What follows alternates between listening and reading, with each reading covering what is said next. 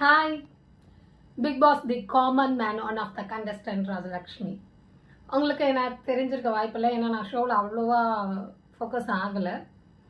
நீங்கள் லாஸ்ட் 2 டேஸாக Bigg Boss common man show பார்த்துருப்பீங்க. அதை பார்த்துட்டு நிறைய பேர் வீடியோ போட்டிருந்தீங்க. ஹியூமானிட்டியே இல்லை, டாஸ்க்குன்ற பேரில் அடிச்சுக்கிறாங்க, அது யாருக்குமே கண்ணுக்கு தெரியல. விஜய் டிவி இப்படி தான் எப்போதுமே அடிச்சுக்க விட்டு வேடிக்கை பார்க்கும், ஹியூமானிட்டியே இருக்காது. நீங்கள் எல்லாம் காமன் மேன் தானே, நீங்கள் கூட தடுக்கலை, உங்களுக்கு ஹியூமானிட்டியே இல்லையா அப்படின்னு. நல்ல விஷயம், உங்களோட ஹியூமானிட்டியை பார்த்து உண்மையாகவே சந்தோஷமாக இருக்குது, ப்ரௌடாக இருக்குது.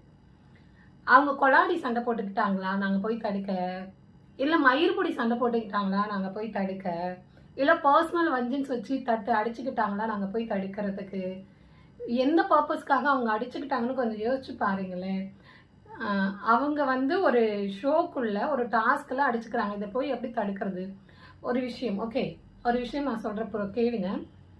அந்த டாஸ்க்கு ஸ்டார்ட் பண்ணுறதுக்கு முன்னாடியே அவங்க சொல்லிட்டாங்க, இது சேர் இருக்கும், உங்களோட பிளைண்ட் ஃபோல்டு ரிமூவ் பண்ணதுக்கு அப்புறமா சேர் எடுத்து போட்டு உட்காரணும், யார் உட்காரங்களோ அவங்க தான் வின்னு.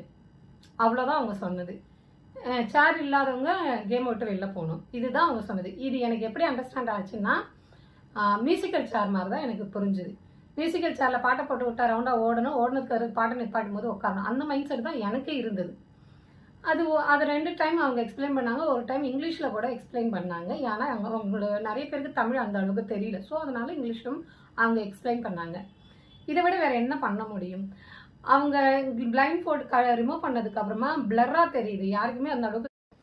இவங்கெல்லாம் அடிச்சுக்கிட்டு அதை பார்க்கும்போது எனக்கு பயமாக தான் இருந்தது. எனக்குன்னு இல்லை, அங்கேருந்து மோஸ்ட் ஆஃப் பீப்புளுக்கு அது பயமாக தான் இருந்திருக்கும்.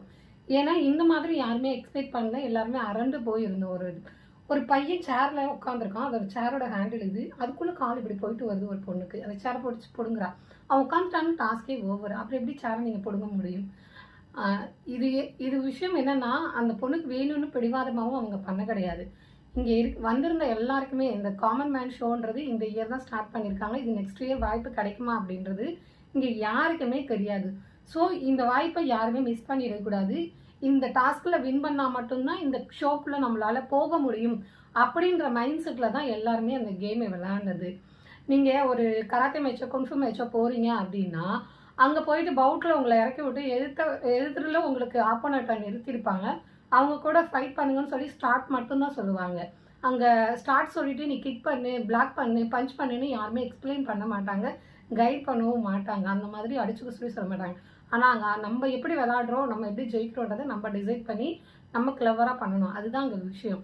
அதே மாதிரி தான் சேம், அவங்க சொன்னது சேரில் உட்காருங்கன்னு தான் சொன்னாங்க. அடிச்சுக்கங்க, சண்டை போட்டுக்கங்க, உருண்டு பரண்டுக்கங்கன்னு யாருமே சொல்லலை. இன்னும் சொல்ல போனால்